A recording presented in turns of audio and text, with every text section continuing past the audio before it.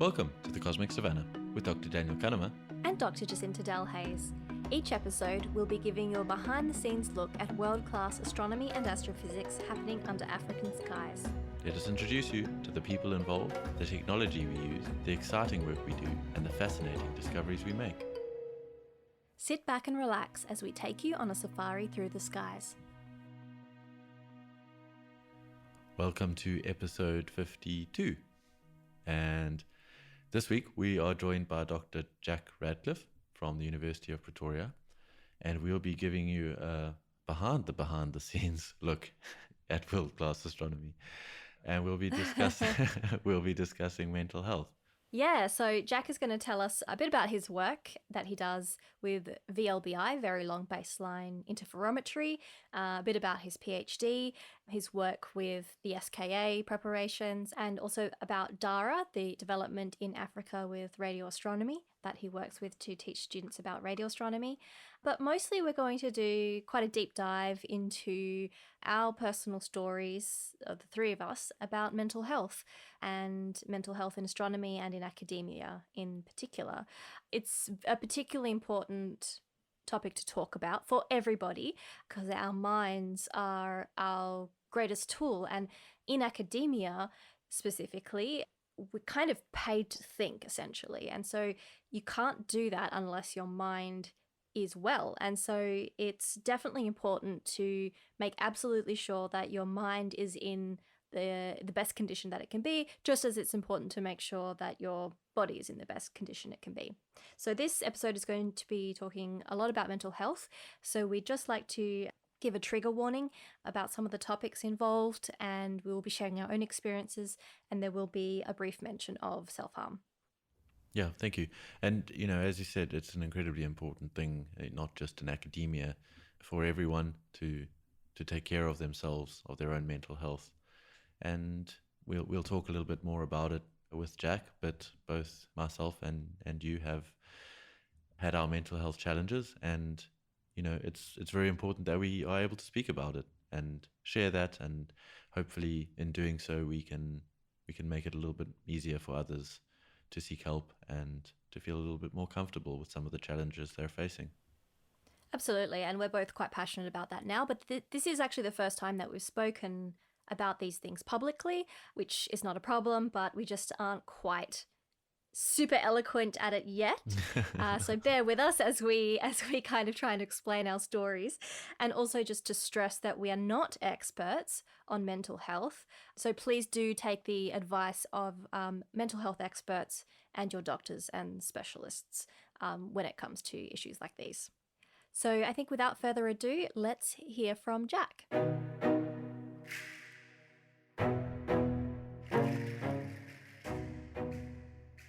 With us today, we have Dr. Jack Radcliffe, who is a lecturer at the University of Pretoria. Welcome, Jack. Hi, Jacinta. Hi, Daniel. Thanks for having me on the podcast. Been good to be on here. I've listened to many episodes, so I'm glad to finally contribute for it. Oh, great. Oh, we've got a listener too, as well as a guest. Wonderful. Well, welcome on the podcast. So, Jack, you're at the University of Pretoria.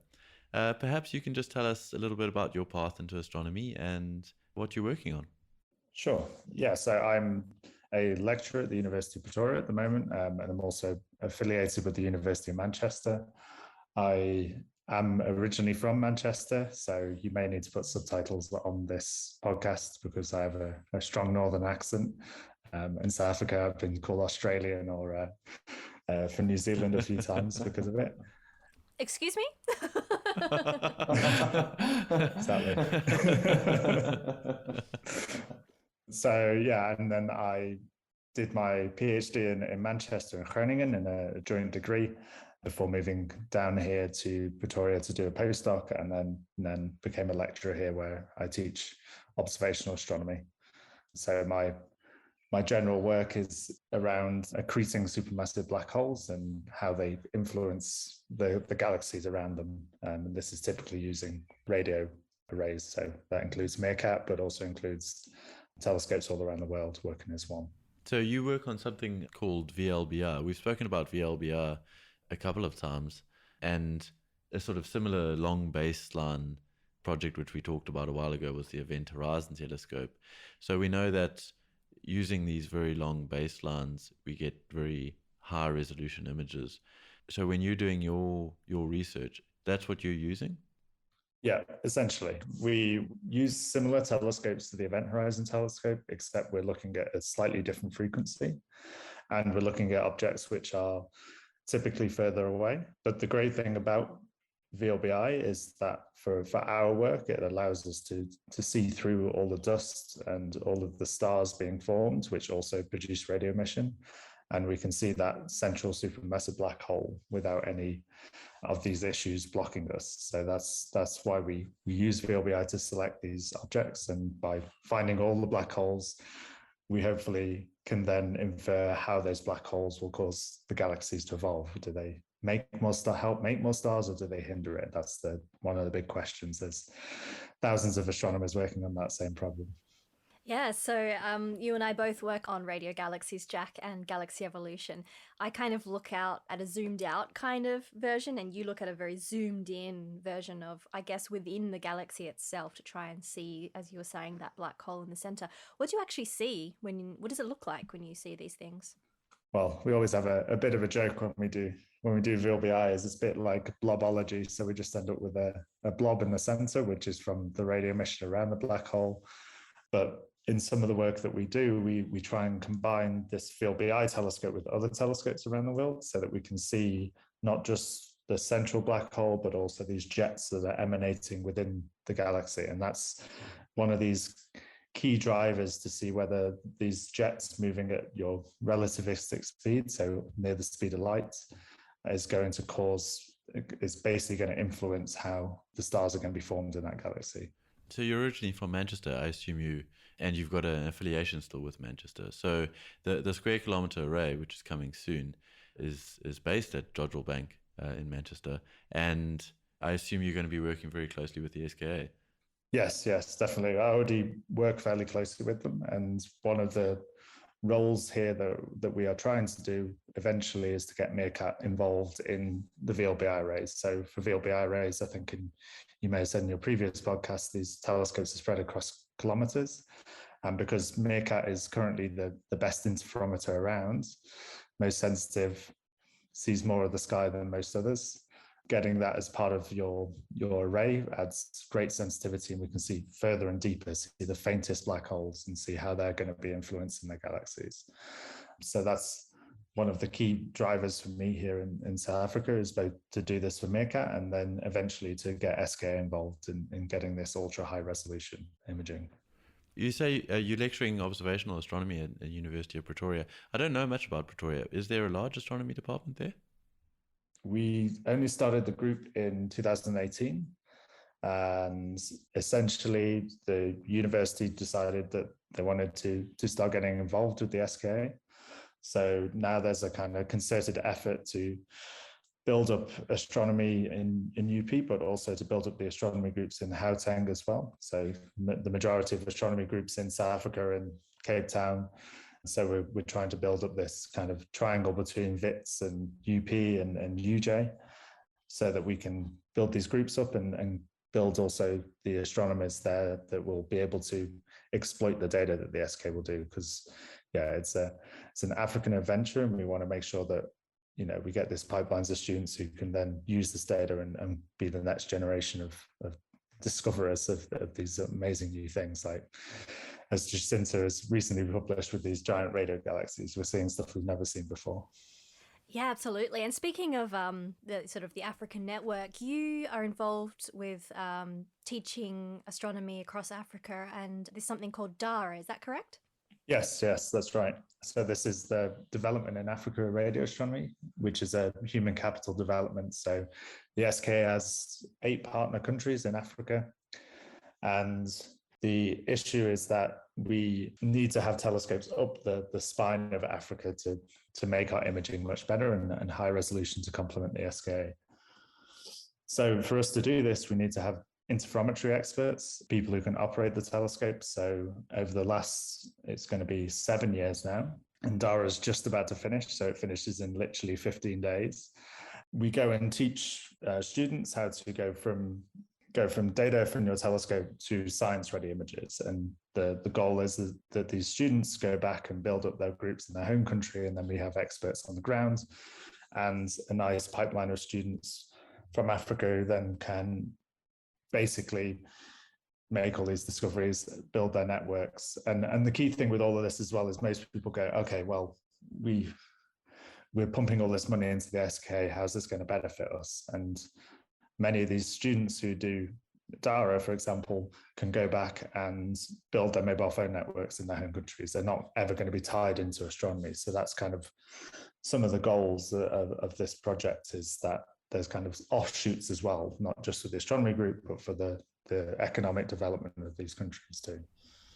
So you're heavily involved in students, as you've said. And one of the reasons we wanted to get you on today and speak with you is you've recently spoken a little bit about mental health, particularly in students, and how you can deal with doing your PhD, which I think we can all agree is quite a difficult time in your life. What got you interested in mental health and choosing to speak about it?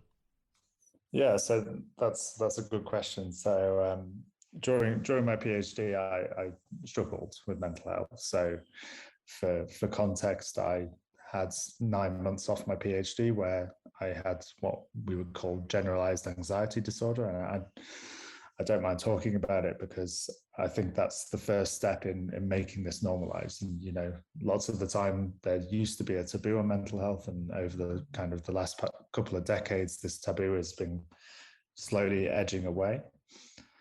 And so I kind of wanted to get it out there, get my experience out there, and if I just help at least one person, on the road to recovery, then all that effort is worth it for me.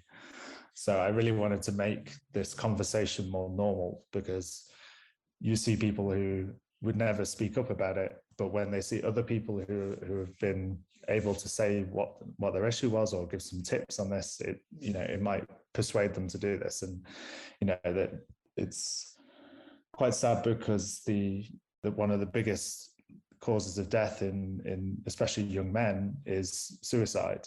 16 to 30-year-olds that's one of the leading causes of death in them.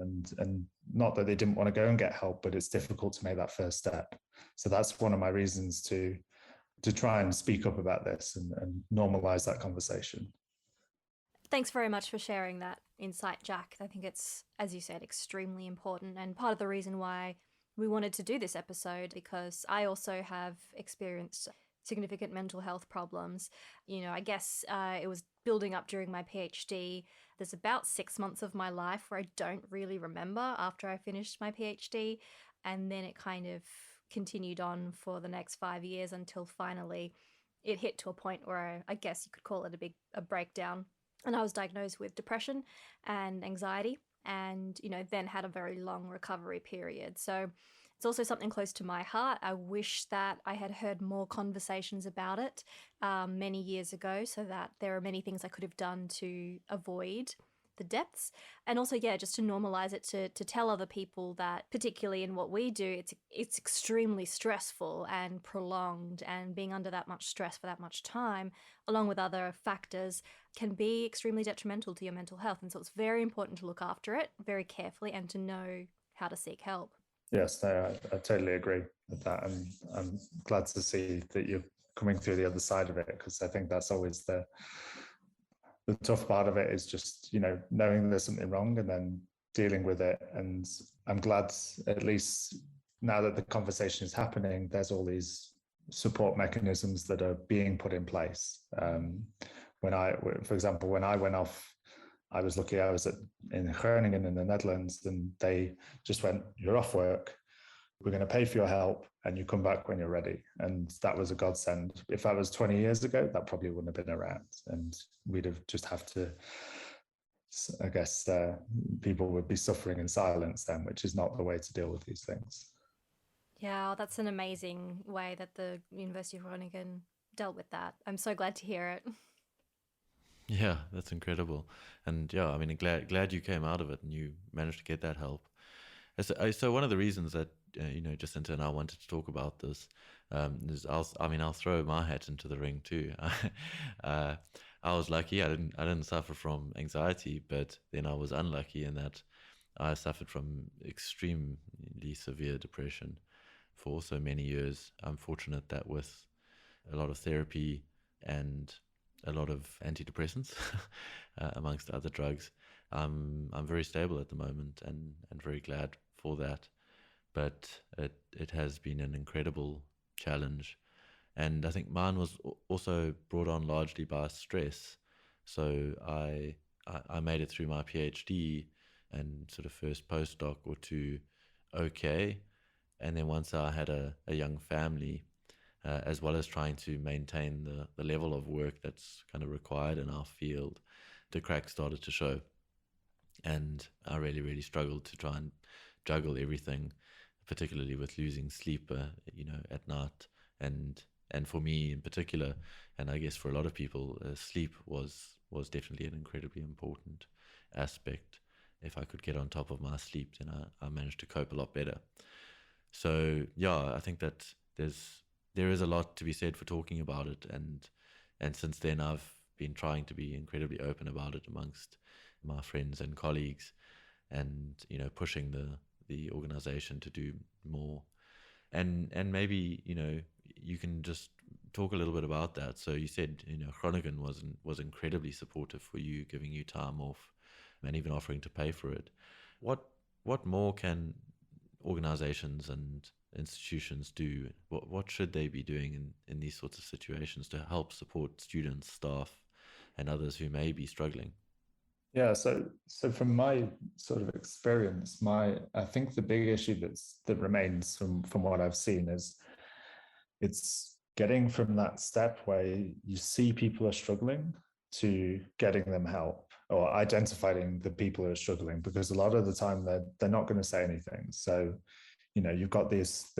So in Pretoria here, we have a counselling unit for students, and if they're feeling depressed, they'll go to the counselling unit. But for them to make that step, it's the big part. So I think it's difficult, definitely, to keep track of everyone or every student, but knowing or trying to work out when people are suffering, and it might be mental health related, is the first step, because I guess the earlier that you can catch it, the earlier you can address those problems. So in my case, my anxiety was building up over months beforehand. I was going into work for 14, 15 hours a day, and I wouldn't notice this is at the weekend, and I'd be withdrawing from social interactions. I'd be withdrawing from doing stuff that actually makes me less stressed, which for me, I saw, Daniel, yours was sleep. Mine is like exercise. So I go and play sports, and that will cause me to relax. And yeah, I think institutions need to somehow get some mechanism to see these warning signs, or get some people there who can just check in on folks. So for example, in Pretoria, we're about to do buddy systems here. So when a new student comes in, they get assigned a academic or an older student who is not related to their project, who just says, hey, every month, are you okay? And if they say yes, then it's fine. But them knowing that they have that avenue and they're not going to be judged, I think is key for this. But I guess with all of this, it's the same thing doesn't work for everyone. And I'd like to hear your views on this as well. It'd be great to know. Yeah, I also had quite a good experience with the astronomy department at the University of Cape Town. My supervisors and head of department were extremely supportive. I was able to, I'm a good communicator. Well, I think I'm a good communicator. And I was able to tell them sort of what was going on with me and what I thought was happening and what I needed. And so they were able to give me the help that I needed in terms of, reassuring me that it's okay to take time off and, to put myself first. That's sort of what I needed, was the reassurance and kind of the permission almost to do that. But I do also worry about people who aren't able to express that clearly, and how the supervisors or the colleagues or the department or the institution reacts to that. So I think part of it is education in basic mental health first aid. really. I don't know what your thoughts are on that. Yeah, in terms of me and my thoughts on it. So it's great to hear both of you had good experiences. I feel like mine wasn't that good in the work environment. I was very fortunate that I had a couple of friends around, Jacinta actually being one of them, who was able to support me and push me in the direction of getting help and putting myself first. So I ended up taking a couple of weeks off. I took 2 weeks off in one of the bad patches, but the bad patches continued for probably over 2 years, and it was sort of constantly building up and you know sort of came in waves. So since then, I've actually pushed really hard on the organization to do better. I attended a management course over the last year, and one of the requirements of the course was a year-long project on something within the broader National Research Foundation that could improve, the organization as a whole. And myself and a colleague chose mental health. And we obviously couldn't solve the entire organization of 1,500 employees' mental health challenges, and actually the NRF does offer very good services. There is free counseling for those that wish to use it. But what we found, and we did do a survey, was that people don't. I mean, people don't take up those services for various reasons, and one of the main ones being that they're scared of what their bosses will think, and that it will negatively affect their career, and it'll negatively affect their relationship with their colleagues. And in my experience, I do feel a little bit like, I mean, it's very regrettable to say it, but I do feel like it did negatively affect some of my relationships at work. People think differently of you, particularly when they don't understand what this is and what it means. So yeah, our project, we tried to focus on management in particular, because there are studies, and we can link to the studies in the show notes, that have shown that training, like Jacinta mentioned, for management has a massive impact on the well-being of the organization and their reportees. And it's very highly impactful. And this is what you mentioned too, was it's identifying that. So it's having somebody within the organization, and a manager is a good one, because they are monitoring your performance. And if they do start to see some changes, rather than trying to whip you into shape, they can engage with you and try and figure out what's going on and whether you do need help. And I think it's just a sort of change in mindset that needs to come. We're all in an academic environment, and I would hope that in an academic environment it would be accepted a bit more readily. I'm not sure what it's like in a corporate environment, but I imagine when there's millions of dollars at stake, it's sometimes more difficult to be forgiving and let people take time off to look after themselves. But I don't know. I'm not, that's just speculation. But yeah, I think that for me, definitely the training and the training of managers or supervisors is hugely impactful, because it allows people the space to seek the help they need. So Jack, sort of with all of that in mind, what can people actually do to help themselves and to help others when they identify that there is a mental health issue? Yeah, so with regards to identifying these stresses, I think that's the first thing for also people to self-help themselves, where they I'm going to say this now, I'm not a clinical psychologist. My doctorate is in astrophysics science, so please everyone take this with a pinch of salt, because it might work for you but it might not work for other people. And I think the main thing is, once you've identified that stressor, is it becoming a repetitive thing? So I think, as Daniel had said, his ways are getting worse. I had the same, where I was working more and more and just retreating from all social interaction. And then as soon as that happens, it's, instantly finding who are the contact points. Is there counseling at work? Is there counseling? Does your medical aid cover this? And that's one thing that I found in South Africa, is that medical aid sometimes doesn't cover trips to the psychologist. So for context, recently I kind of slipped back into this anxiety 2 years ago, because my dad passed away very quickly. And I was a bit like, it didn't affect me until 3 months later. And I was just, not sleeping at night and waking up all the time. And I was like, does my medical aid cover this? And it didn't. And so things like this, because, if you chopped your arm off, people would treat it a little bit differently when there's something wrong in your head, because they don't see that physical difference. And I think, as Daniel has said, this is how people's mindset treats mental health should be the same as how they treat a normal illness. So I think for people listening here, I think the main thing to do now, even if you're not feeling depressed now, is to find those contact points. Where are you covered? Is there free counseling? Is there counseling at work or anything like this? And then that means that when you're in that rut, and you know exactly where to go and where to get help. And I think the key thing about it is also to make sure that the people who you would see as your closest friends know about how you're feeling, and be honest with them about it. Because we all have those friends who you think you can say anything to, and you should use them, because I'm sure you do the same for them. And those are the people that help get you through this. And I think you both have attested to this with your closest confidants, the people who are there to help you get through all of these difficult times.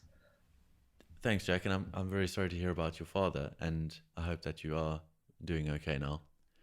So I think that, one of the things that I've kind of felt or maybe learned is the value in preventative, therapy and counseling too. So I'm not sure it applies to all medical aids in South Africa, but I think it should. There is something called prescribed minimum benefits that a medical aid should provide. I'm not sure it's always the case, particularly for foreigners, but I did find that the minimum that we're on a hospital plan, which is a sort of minimum medical aid, but they still are obliged to cover 15 visits to a therapist or psychiatrist a year. So I've been leaning pretty hard on that.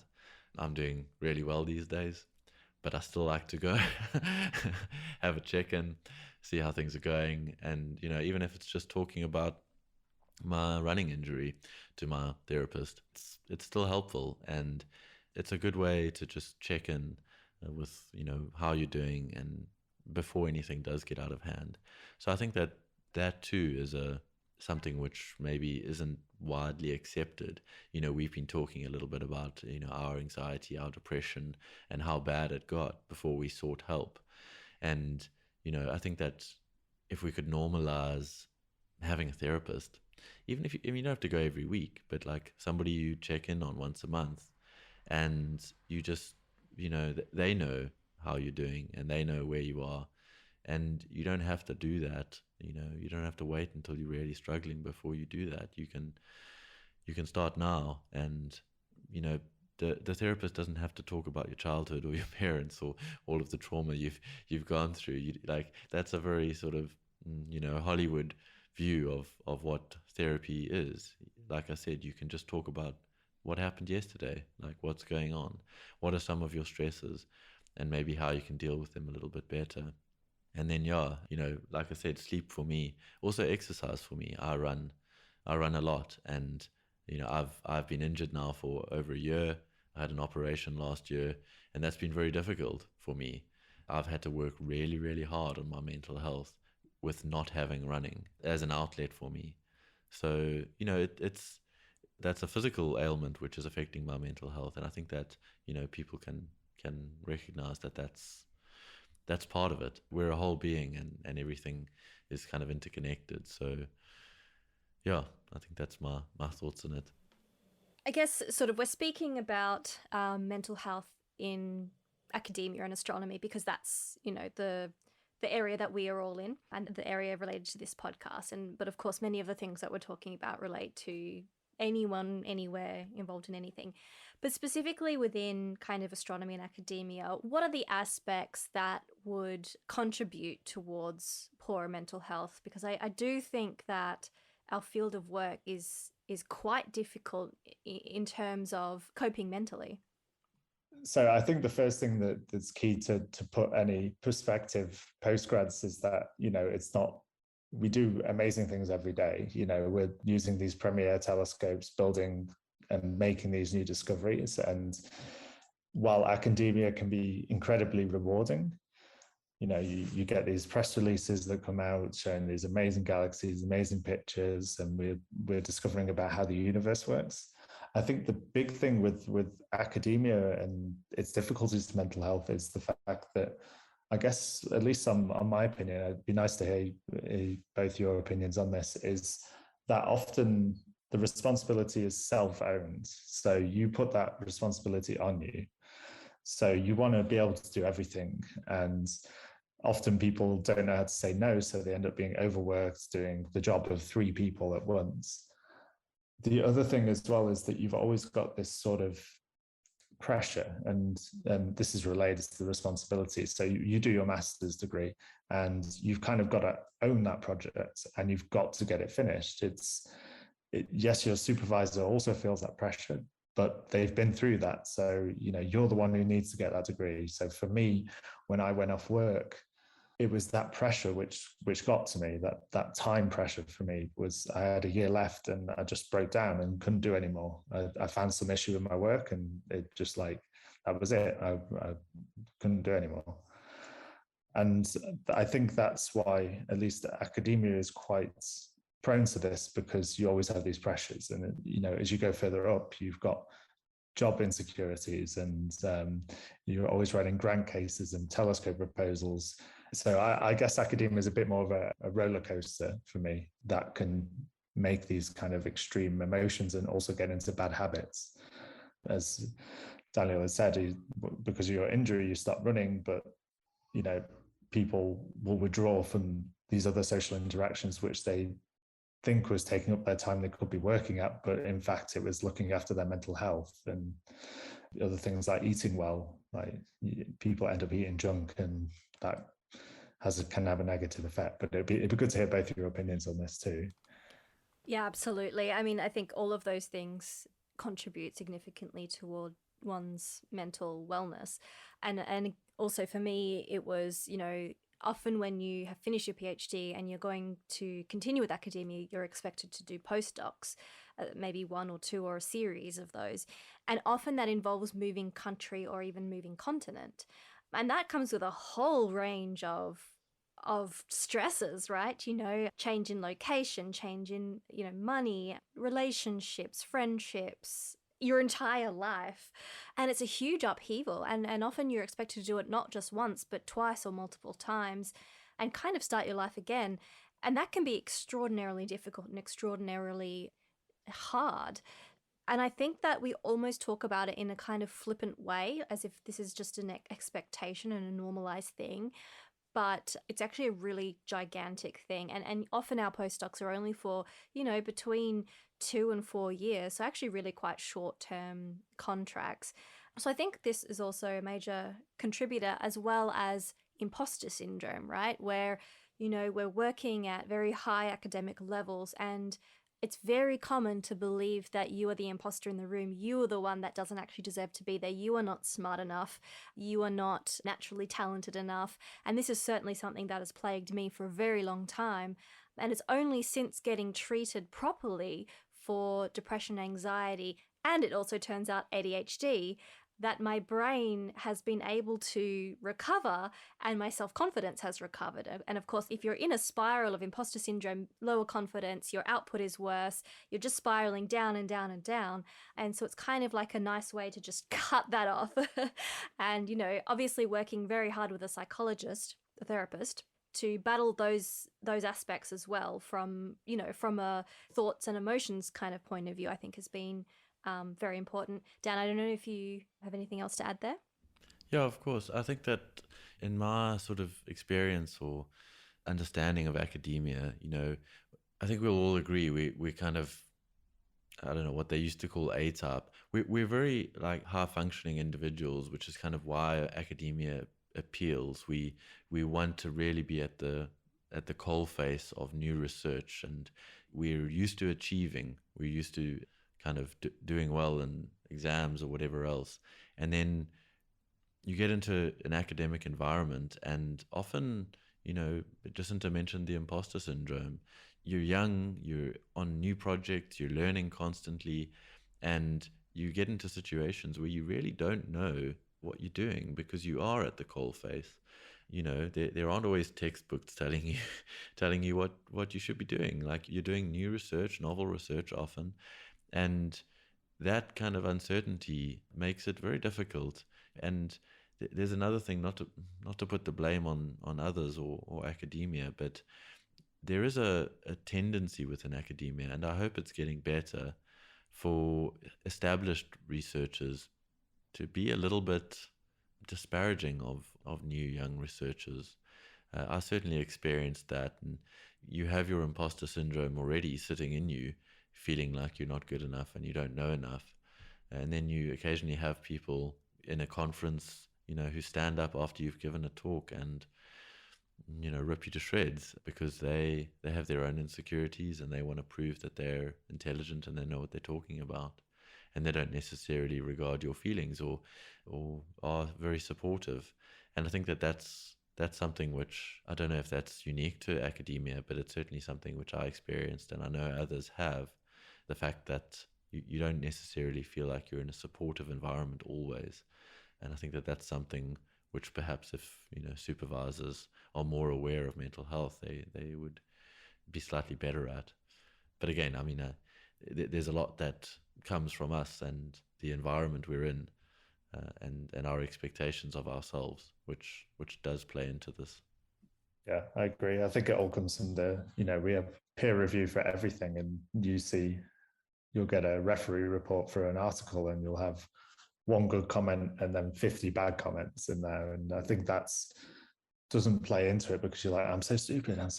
It's like, I remember my very first referee report, and it was literally one of the comments was, can you get a native English speaker to read this? Like, I'm from Manchester. I know my not too. Yeah, it's like, do I write like I speak or something like this? So I remember this is Christmas Eve in 2015 or something, and I was just like, okay, so this is how it is. And I've been used to being fairly good at undergrad, and then you go into academia and you're doing something new, and these sort of comments can get you down. And I think, as you said, Daniel, having the supervisors wary of that, but also ensuring that the supervisors instill this constant positive reinforcement in what you're doing is key to try and eliminate this imposter syndrome. Not to make the student complacent, but to try and eliminate it, because I've got students now who are learning Python, like computer programming. They're learning how to write papers, and they're trying to do research all at the same time. And now there's a huge step that many of us established researchers will take that for granted. And I just have to make sure that the students are getting the positive support saying, this is great, you're doing well. And I think that needs to be instilled all across academia, and that would hopefully break down some of these kind of negative barriers that seem to sometimes be instilled there. Yeah, I think that's a great point, is that we have such a strong negativity bias and we almost assume that the good things are known. So we don't often readily give compliments, like give positive feedback to students and to colleagues and to, anyone. We're always like, okay, well, we're helping you by giving you constructive criticism, but we forget the positive aspect. And so the students there thinking, oh my goodness, all of my writing is terrible. And you're there thinking, no, all of your writing is great, but these are some things that you can improve. And so, yeah, it's kind of like a communications kind of issue. I don't want to give a very negative overall impression of, academia and astronomy, because of course there are a lot of positive things. I think the point is just that we have to look out for the holes, which any profession and any field has, and our blind spots with regards to mental health, and certainly we can improve that. But what do you do, Jack, to make sure that you're okay mentally? How do you look after yourself? Probably very badly. No, joking.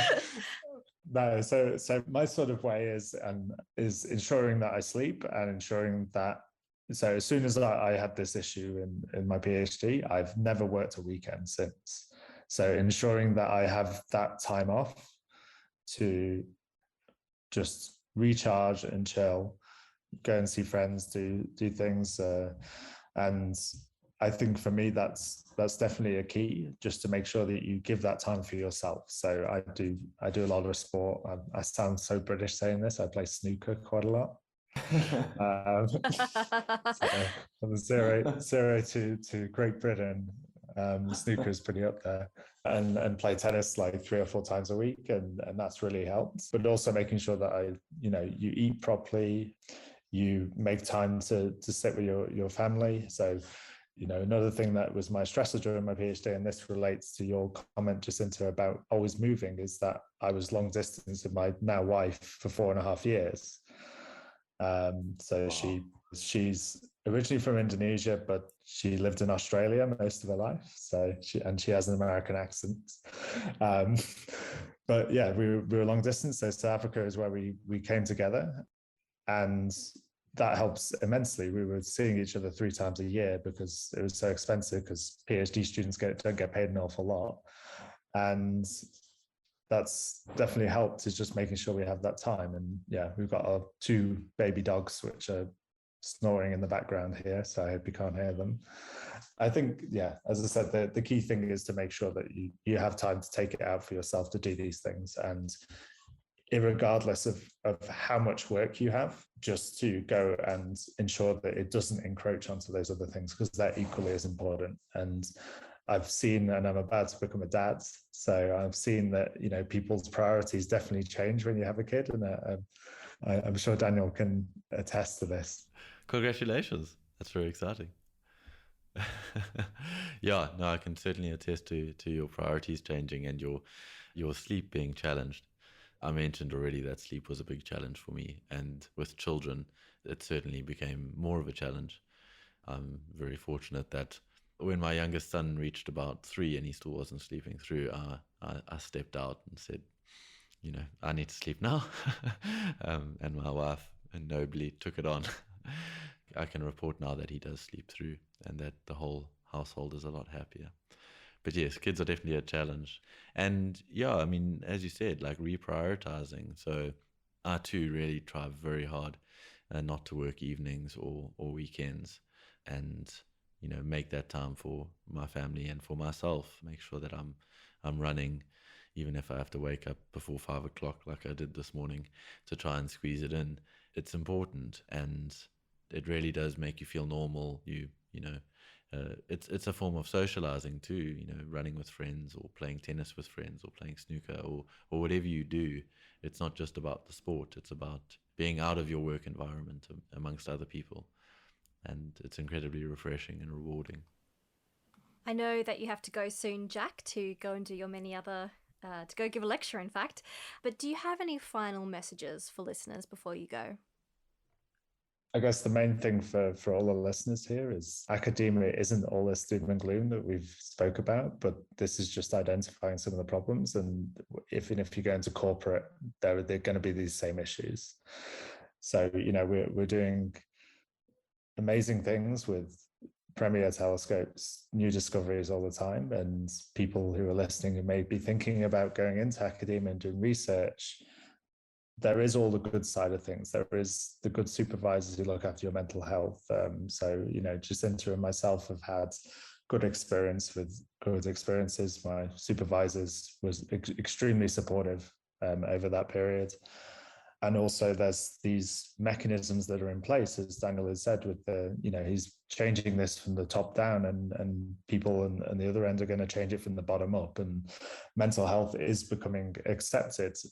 So for those who may be listening here, and some of the things have echoed with them, they've seen signs in their own workplace or their degrees, just don't be afraid. Go and get help, or talk to someone close to you, or even just go and find that number, so that when you feel that the time is right, is to go and get help. Because there's no point, in feeling this way for too long. For me, at least, I look back on those times and I was like, why didn't I get it earlier? And it's because I didn't know the signs. So, knowing the numbers and knowing the things that you're covered for, or the therapists, and having those on hand for when you feel it gets too much is key. And making sure that someone there is out for you is definitely the way forward to go. So yeah, I guess that's my message for people, and just make sure that you have a good work-life balance. Don't let it dominate your life. There's more to life than work. Absolutely.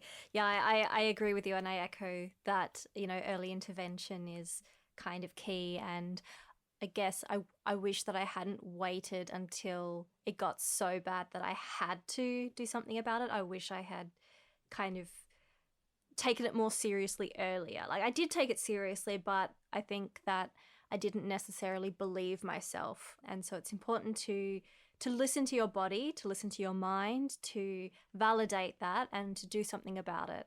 Trust yourself, and to try and work through the prejudice, because even the most open-minded people, I find, still take quite a long time to come around to the idea of seeing somebody to help their mental health, even though you wouldn't really hesitate to go and see a doctor if there was something physically wrong with you. So that's definitely something I would, encourage. And learning about the science behind it, for me as a scientist, that made it a lot more real and a lot more valid. Learning a little bit about the neuroscience, and it's absolutely fascinating. But I'll rant for a long time, so I'm going to stop there.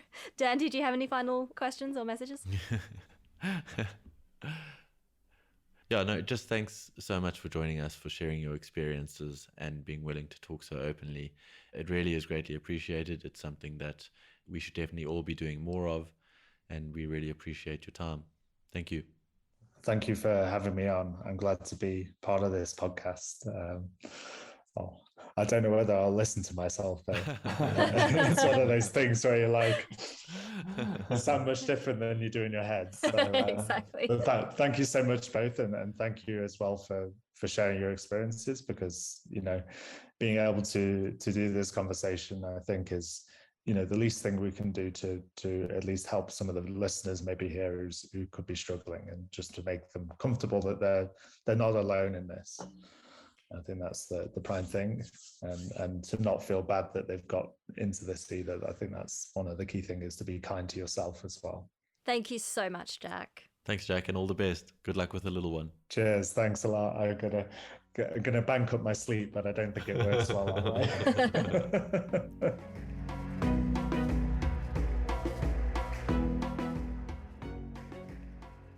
It was so awesome to have a chat with Jack about that, and to hear him very openly sharing his experiences. I think that is just so, so important, because I think so many of us are going through the same thing and we just don't realize that each other are, and so we keep silent. But it'd actually be so much more helpful if we could actually just open up and help each other. And I guess a lot of the reason why we don't talk about it so openly is because of this, stigma and shame. But I'm so glad that that's starting to kind of dissolve a little bit.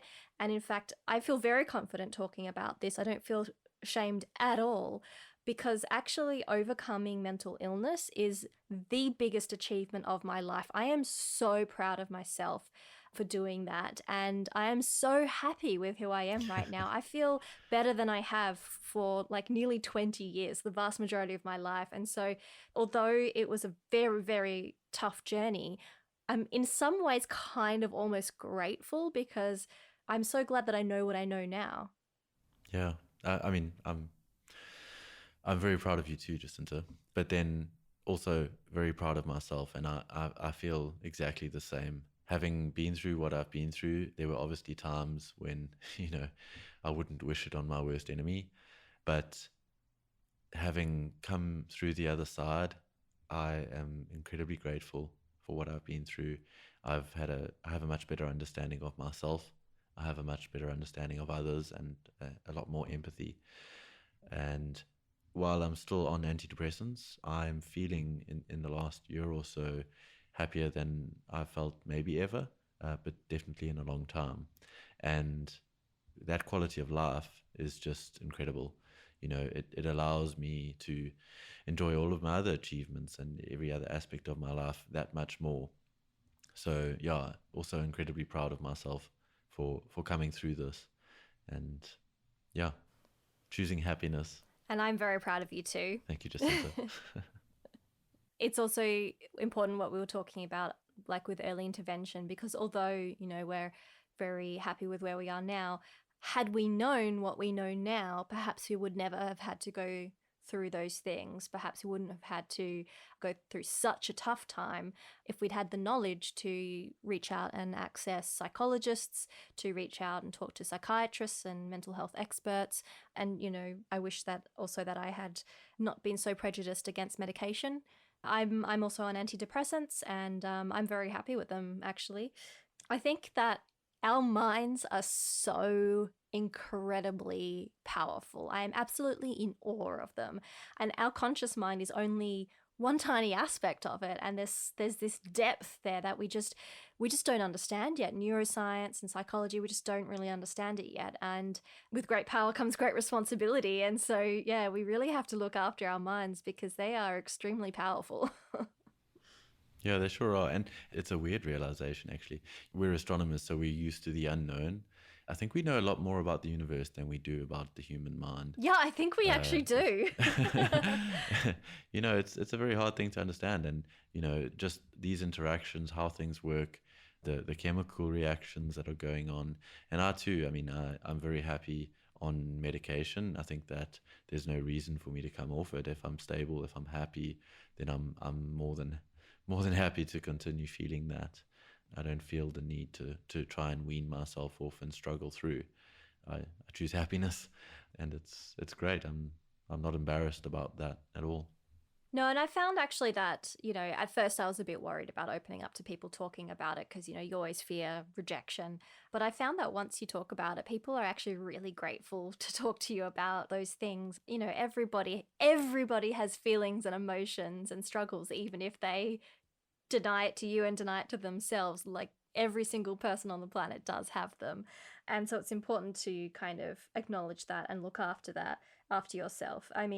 Another thing I just wanted to mention is that it's okay to be not okay, even though your life is okay. Do you know what I mean? Yeah. So like I had a lot of guilt over the fact that my life was great. It really was great. I had the job I wanted. I had financial security. I had great friends. My life was really good. And yet I felt so kind of, at best, apathetic. It's this term called Anhedonia, which is part of depression, where we actually can't feel anything. You just don't really feel much joy, or, things are just grey and kind of numbing. And it's okay to feel that, even though your life seems great. And so you don't have to feel guilty over feeling that.